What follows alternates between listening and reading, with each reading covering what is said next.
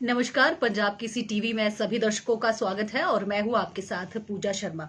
तो दर्शकों, अब एक नई योजना जो है वो जिला कल्याण विभाग लोगों के लिए लेकर के आया है। क्योंकि अगर हम पहले की बात करें तो पहले आशियाने को लोगों को दफ्तरों के चक्कर जो है वो काटने पड़ते थे।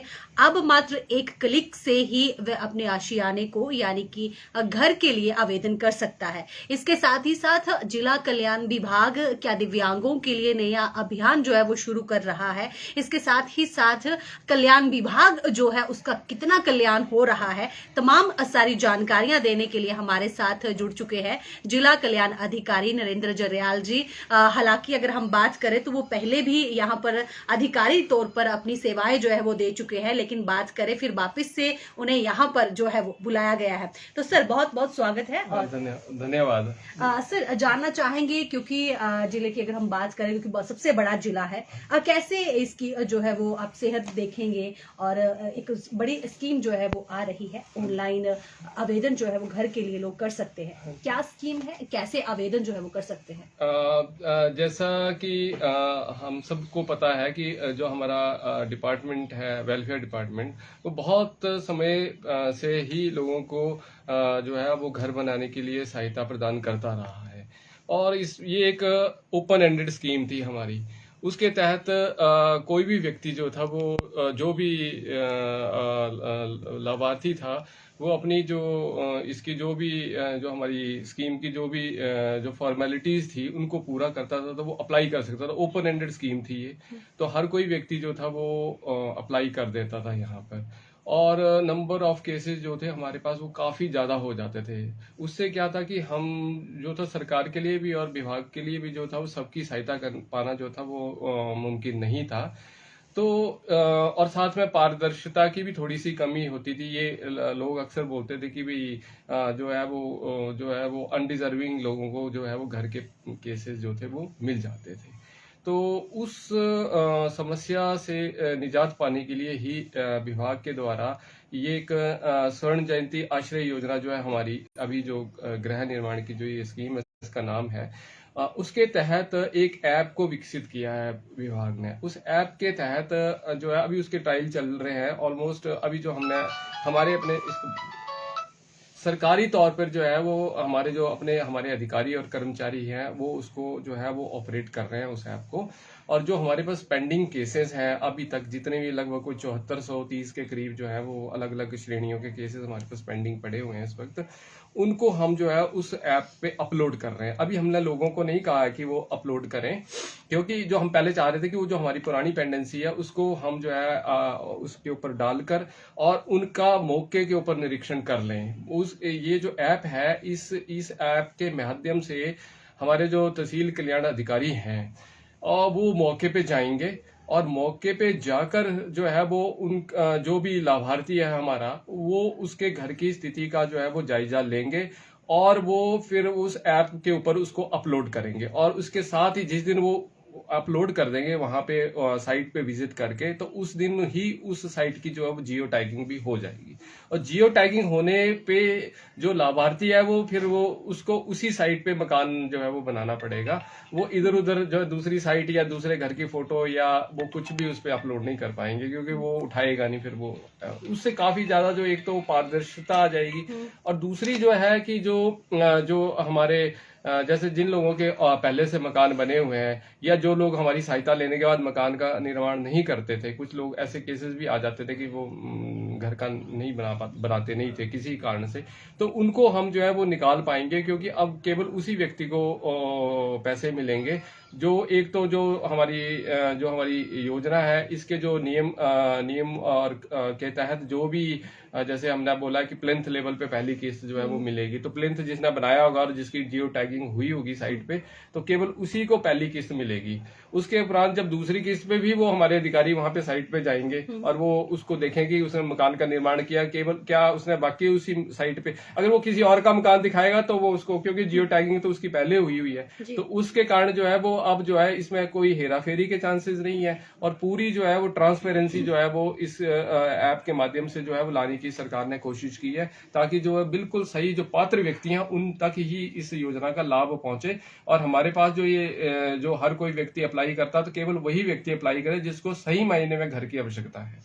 बात करें अमाउंट की, राशि की, तो कितनी धनराशि जो है वो सरकार की ओर से एक घर को बनाने के लिए दी जाती अभी है? इस समय में जो वर्तमान जो रेट है वो है 1.5 लाख रुपए पर व्यक्ति, पर बेनिफिशियरी के हिसाब से हम लोग प्रदान कर रहे हैं। जैसे जैसे समय अनुसार सरकार जो है इसको बढ़ाती भी रहती है, तो अभी वर्तमान में 1.5 लाख रुपए दिया जा रहा है। सर, बात करें पेंडिंग केस की, तो कितने पेंडिंग अभी तक चल रहे हैं? क्योंकि अब तो ये स्कीम नई जो है वो आ गई है, लेकिन पहले जो है वो आवेदन एक एप्लीकेशन के माध्यम से करना पड़ता था, तो अभी कितनी? अब लगभग इस वक्त कोई हमारे पूरे जिले में 7430 अलग अलग श्रेणियों के केसेस हैं पेंडिंग। तो उसमें काफी जो जैसे एससी का जो था उसमें जैसे 2300 के करीब वर्तमान में केसेस हैं हमारे पास पेंडिंग। लेकिन जो सरकार ने लगभग 1000 के करीब जो है एससी के जो केसेस हमारे सैंक्शन दे दी हुई है हमारे को, तो वो हम इस ऐप के माध्यम से जो है वो बेनिफिशियरीज को देंगे अब। लेकिन जो बाकी जैसे ओबीसी और एसटी में थोड़ी ज्यादा पेंडेंसी है, तो हम सरकार से अनुरोध करेंगे कि भाई जैसे नया बजट आता तो उसमें उस पेंडेंसी की तरफ भी ध्यान दिया जाए और उसको जल्दी से जल्दी खत्म करने की जो है वो किया जाएगी, ताकि लोगों को ज्यादा से ज्यादा उसमें लाभ दिया जा सके। और हम ये भी कोशिश करेंगे अपने अधिकारियों के माध्यम से कि भाई जो हमारी ये ऐप है इसको सही तरीके से अप्लाई जो है धरातल पर लेके जो है वो इसको जो है वो लागू कर दें, ताकि जो है हम केवल डिजर्विंग लोगों को ही ये जो है इस स्कीम का लाभ दे सकें।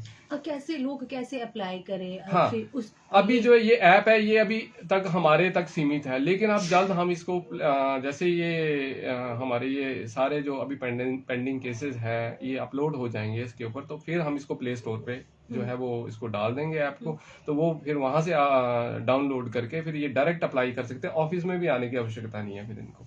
तो सारे इसमें अपने जो कागज हैं वो बना के और ऐप के माध्यम से हमारे पास अप्लाई कर देंगे। तो जब हमारे पास एप्लीकेशन आ जाएगी तो हमारे तहसील कल्याण अधिकारी जो है वो उनको आ जाएगी, उनको जो है विद इन 15 डेज वो उसके ऊपर कार्रवाई करनी पड़ेगी उनको।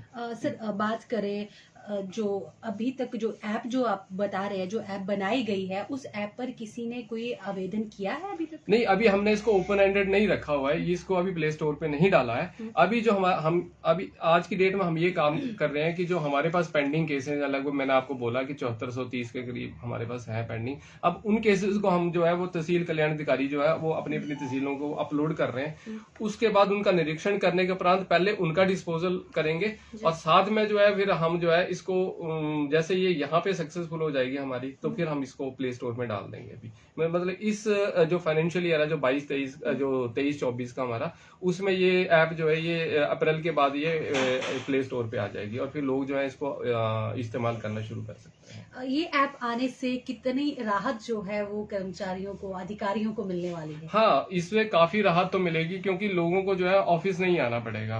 वो केवल जिनको इसको ऐप को नहीं यूज करना आएगा, केवल वो ही लोग अब हमारे ऑफिस के उनको आएंगे तो हम उनकी सहायता कर देंगे इसको अपलोड में। लेकिन इसको एप्लीकेशन जो है वो होगी ऐप के माध्यम से, हम जो है वो फिजिकल एप्लीकेशंस नहीं लेंगे हम लोगों। जो ये तहसील जो अधिकारी है, अभी बात करें तो उन्हें क्या ट्रेनिंग वगैरह भी दी जाएगी या? हाँ, अभी हम इनको जो है 2 बार ट्रेनिंग हम ऑनलाइन दे चुके हैं इनको।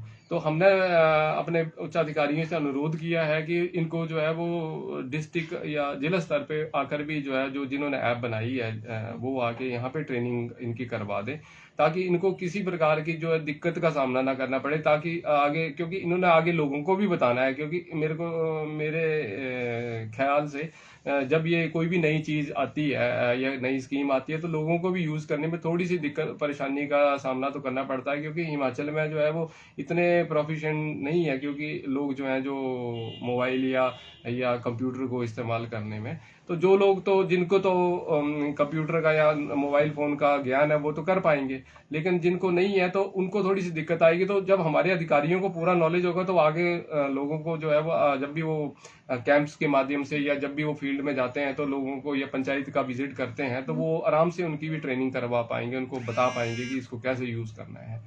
तो इस उनकी हम जो है ट्रेनिंग कराने की भी यहाँ पे हमने अनुरोध कर दिया। तो जल्दी within I think 1 week के अंदर अंदर उनकी ट्रेनिंग भी जो है हम जिला स्तर पे करवाने की कोशिश कर रहे हैं। इसके साथ साथ सर बात करें दिव्यांगों को लेकर के, तो दिव्यांगों को लेकर के विभाग की ओर से क्या अभियान जो है वो नया अभी शुरू हुआ है? हाँ, एक हमारे जो उच्चाधिकारी हैं वो भी बहुत सेंसिटिव है दिव्यांग लोगों को लेके, और उनकी जो भी उनको अपने जीवन में जो समस्याओं का सामना करना पड़ता है, तो उन्होंने हम सबसे पहले जो है एक हमने अभियान चलाया हुआ उनके जो जितने भी हमारे स्टेट में खासकर जिला कांगड़ा में या हमारे पूरे प्रदेश में जितने भी लोग हैं, वो चाहे वो उनकी प्रतिशत जो मर्जी हो उनकी दिव्यांगता का, हम उन सबका जो है एक तो अपने तहसील कल्याण अधिकारियों के माध्यम से एक सर्वे करवा रहे हैं। हमने एक फॉर्म, गूगल फॉर्म जो है वो डिवाइस किया हुआ है, उसमें उनकी हर एक जानकारी उसमें हम एकत्रित कर रहे हैं,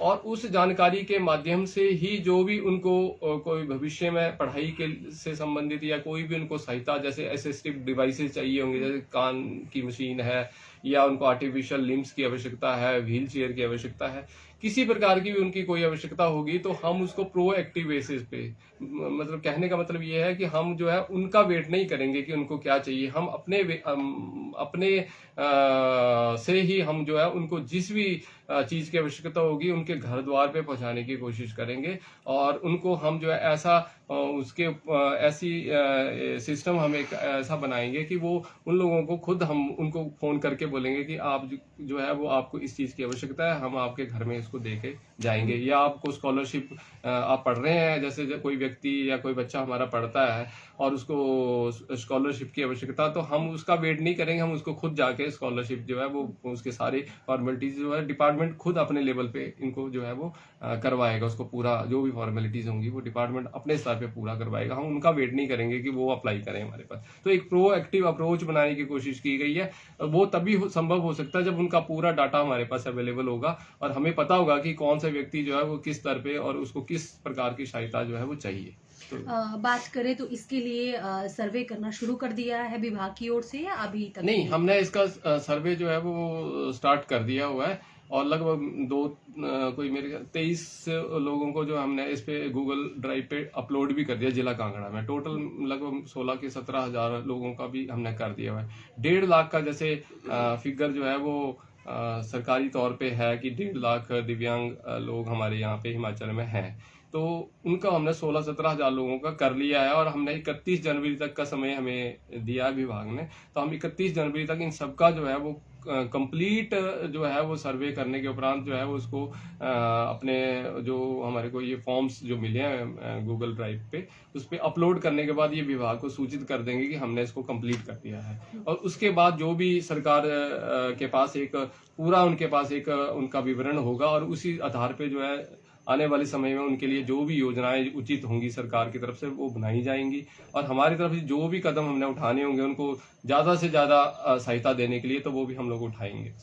चलिए बात करते हैं कल्याण विभाग की। तो ये ऐसा विभाग है जहां पर सभी स्कीमें यहीं से निकलती है, लोगों को बेनिफिट यहां से मिलता है, लेकिन ये विभाग लोगों की सेहत का ख्याल तो रखता है। इस विभाग की सेहत का ख्याल अभी तक सरकारें जो है वो नहीं रख पाई है। क्या वजह मानते हैं? क्योंकि मेरा सीधा सा प्रश्न ये है कि स्टाफ की कमी, काफी लंबे सालों से हम बात करें तो यहाँ पर विभाग के पास जो है वो स्टाफ पर्याप्त मात्रा में नहीं है। तो किस तरीके से इस विभाग का कल्याण जो है वो हो रहा है? अब भी हमने सरकार से अनुरोध किया था कि हमारे यहाँ काफी पद जो है वो तहसील कल्याण अधिकारियों के लगभग 7 के पद हमारे पास यहाँ खाली पड़े हुए हैं इस वक्त, और कुछ स्थानों पे जैसे हमारे पास क्लैरिकल स्टाफ नहीं है, क्योंकि हमारे यहाँ पे जो तहसील स्तर पे एक तहसील कल्याण अधिकारी, एक JOIT और एक क्लास 4 की पोस्ट जो है वो सैंक्शनड है इस वक्त। तो लेकिन कई स्थानों पे जो है वो तहसील कल्याण अधिकारी हैं, तो कई स्थानों पे जो है वो हमारे JOIT ही दफ्तरों को अभी देख रहे हैं इस वक्त आज के समय में। तो अभी तो सरकार से अनुरोध किया, तो अभी आने वाले समय में जैसे तहसील कल्याण अधिकारियों के तो शायद DPC जो है वो 1-2 महीने में हो जाएगी हमारी, तो उसमें उसके माध्यम से कुछ लोग तो हमारे पास यहाँ पे आ जाएंगे। लेकिन जो JOIT के पद हैं वो शायद अभी सरकार क्योंकि इसमें क्योंकि कमीशन के माध्यम से आते हैं हमारे पास, तो कमीशन में जैसे आपके भी जी, ध्यान में बिल्कुल। है, इसमें आजकल कोई इशू चले हुए हैं, तो जैसे शायद वो सॉर्ट आउट हो जाएंगे इश्यूज, तो हमारे पास कुछ लोग तो आ जाएंगे, तो कुछ थोड़ी समस्याओं का हल तो हमारी हो जाएगा, लेकिन बाकी तो चला ही रहता है। आपको पता सरकारी उसमें लोग आते भी रहते हैं, फिर जाते भी रहते हैं, तो चलो कुछ हद तक हमारी जैसे 85% भी अगर हमारे ऑफिस भरे हो जाएंगे तो हमें काम करने में कोई दिक्कत नहीं आएगी मेरे ख्याल से। जहाँ तक हमारे पास जानकारी है 10 साल से ज्यादा का वक्त हो चुका है इस विभाग में। मात्र 4 या 5 जो कर्मचारी है वो है, और एक अधिकारीगण की अगर बात करें तो उनकी नियुक्ति जो है वो आपके रूप में यहाँ पर हुई है। पहले भी आप यहाँ पर कार्य कर चुके हैं, तो कितना मुश्किल भरा देखते हैं, क्योंकि डिस्ट्रिक्ट हेडक्वार्टर है, सभी लोग यहीं पर ही आते हैं, तो कैसे उसे मैनेज किया जाता है बिना कर्मचारी? यहाँ पे काफी जो डिस्ट्रिक्ट हेडक्वार्टर पे तो काफी समस्याओं का हमें सामना तो करना पड़ता है। फिर भी हमारा जो मेरे पास जो अवेलेबल इस वक्त स्टाफ है वो काफी एफिशिएंट है। उनकी वो लोग थोड़े ओवरबर्डन तो है वो लोग ना, क्योंकि जो एक व्यक्ति के पास जैसे 1 या 2 सीटें होनी चाहिए, उनके पास 3-3, 4-4 सीटों का उनको काम करना पड़ता है, लेकिन बेचारे अपनी तरफ से पूरा 100% देने की कोशिश करते हैं। सरकार से हमने अनुरोध किया तो कि एटलीस्ट हमारे यहाँ डिस्ट्रिक्ट हेडक्वार्टर में ही पोस्टें भर दें, तो अब उनके ध्यान में ये हमने अपने उच्च अधिकारियों के ध्यान में भी ये बात लाई है, तो आने वाले समय में हो सकता है हमारी समस्याओं का कुछ समाधान हो जाए। कुछ हम कोशिश कर रहे हैं, जैसे ये जो हमारे यहाँ पे एक अनुसंधान उसके अपने एसए के साथ एक कंप्यूटर ऑपरेटर की पोस्ट का था। एक हमारे पास कंप्यूटर ऑपरेटर आए हुए थे पेंशन को सीट को देखने के लिए, तो वो पद खाली हो गए, उनकी नियुक्तियां कहीं और हो गई हैं, तो उनके स्थान की मैं दूसरे लोगों को जल्दी से जल्दी कमीशन के माध्यम से ले आए। ये सरकार कोई और पॉलिसी बना दे ताकि हमारे पास जो है काम करने के लोग जो है यहाँ पे आ जाए, ताकि हम डिस्ट्रिक्ट हेडक्वार्टर से ही सारी मॉनिटरिंग होती है बाकी फील्ड्स की भी, तो वो उन स्कीमों को जो है अच्छे ढंग से हम मॉनिटर कर पाए। और यहाँ पे तो पेंशन का भी ऐसा है कि 1,60,000 के करीब हमारे बेनिफिशरीज हैं, तो एक ही लड़का जो हमारा डील करता है अभी तक, तो उसको थोड़ा सा काफी ओवरबर्डनड है वो भी। तो हम यहाँ भी सरकार से अनुरोध करेंगे कि जो पेंशन का जो हमारा डिस्ट्रीब्यूशन का सिस्टम है उसको मजबूत करने के लिए 1-2 पद और हमारे को दे दिए जाएं। तो अब ये सारा आपको पता ही है सरकार के ऊपर निर्भर करता है, तो हम अब नई सरकार आई है तो उनसे हम अनुरोध करेंगे कि ज्यादा से ज्यादा, जिला कांगड़ा है भी बहुत बड़ा है, लगभग 18 तहसीलें, हमारे 18 कार्यालय हैं। वैसे तो तहसीलें यहाँ पे ज्यादा हैं, लेकिन 18 तो कार्यालय हैं ही हैं हमारे, तो उनको सुचारू रूप से चलाने के लिए हमारे को जो एटलीस्ट डिस्ट्रिक्ट लेवल पे जो है वो अगर हमारी पूरी मैन पावर को अगर यहाँ पे अगर सैंक्शन स्ट्रेंथ को भर देंगे तो हमें तब भी काफी हद तक जो है वो राहत मिल जाएगी स्कीमों को लागू करने के लिए। चलिए यही कह सकते हैं कि उम्मीद पर दुनिया कायम है, क्योंकि मैंने जैसे भी कहा काफी सालों तक यहाँ पर पद जो है वो खाली ही चल रहे हैं। तो चलिए बहुत बहुत शुक्रिया हमारे साथ खास बातचीत के लिए। धन्यवाद। तो सर ये तो थे जिला कल्याण अधिकारी, जिन्होंने कहा है कि किस तरीके से इस विभाग को जो है वो चलाया जा रहा है बिना कर्मचारियों के। इसके साथ ही साथ जो घर आशियाने की तलाश में है उनके लिए भी बहुत अच्छी खबर जो है वो इन्होंने दी है, क्योंकि अब मात्र घर बैठे ही आवेदन जो है वो पात्र व्यक्ति अपने घर के लिए कर सकता है, नए घर के लिए कर सकता है। दिव्यांगों के लिए भी विभाग द्वारा अभियान जो है वो चलाया जा रहा है, ताकि समय पर उनकी जो समस्याएं हैं वहीं पर निपटारा जो है वो हो सके। तो चलिए दर्शकों, इसी के साथ मुझे दे इजाजत, किसी और लाइन में आपके साथ मिलना होगा। नमस्कार।